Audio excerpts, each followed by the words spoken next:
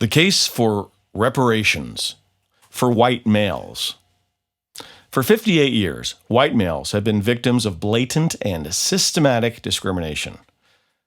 Private companies hire workers based on minority racial quotas and quotas for women. Everyone gets an advantage except white males.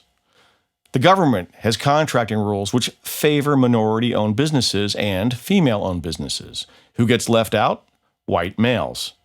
The education establishment. We spend far more time helping girls in math and science than we do helping boys just learn how to read.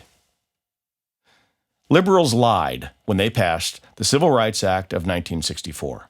They said it would not lead to any discrimination against white people. They said it would not lead to any quotas.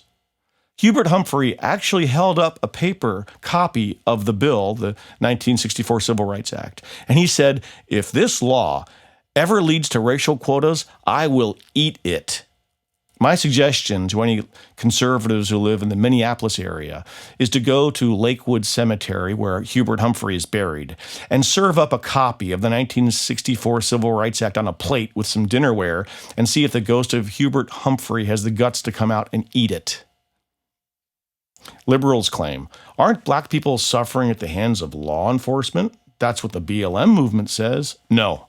Even the BLM movement ignores the injustice against white men. The only study done on this subject shows that the average white man who gets arrested is more likely to get shot by the police than the average black man who gets arrested. And other races have legal remedies. A black or Hispanic person can complain to the EEOC or file a lawsuit if he's discriminated against. A woman can do the same thing. But there are no legal remedies for white males who suffer discrimination. So reparations are the only logical solution to this continuing injustice. Liberals only want reparations for black people based on slavery. This is completely illogical. Reparations for slavery would only compensate living people for something they never suffered from. You would be compensating living people for something their ancestors suffered from. And it's also unjust. You'd be punishing living people, the white people and the Chinese people and the Hispanics, who all pay taxes, for evil behavior that they did not even commit. It was committed by a few of their ancestors. Finally, this idea of reparations based on slavery violates a fundamental tradition in Western jurisprudence. The son shall not be punished for the sins of the father. You can find that idea in the Bible, Roman law, English common law. It's a fundamental principle of Anglo-Saxon jurisprudence. And most white people did not even own slaves. And most white people actually fought to end slavery rather than preserve slavery. Slogans like national guilt and national reconciliation are bogus. They're just collectivism. Collectivism, another word for that, is social justice. It's really tribalism. It's injustice. The only real justice is individual justice, where every person is held responsible for their own individual behavior and punished or rewarded based on what they do, not on what their ancestors did 200 years ago or what their brother-in-law did yesterday. It has nothing to do with their individual culpability or individual credit.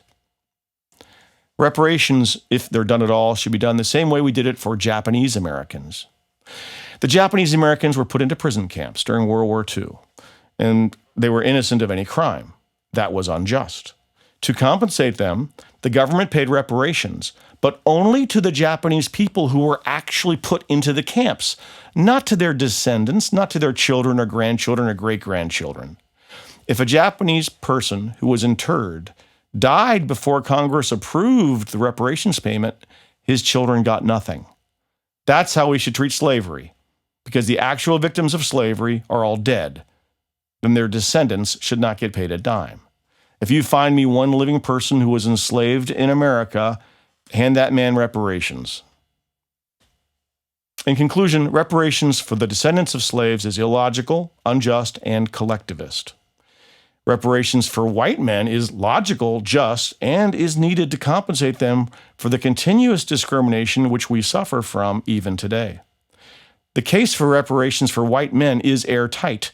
The only thing preventing our compensation is the left-wing ideology called political correctness. Thank you for listening.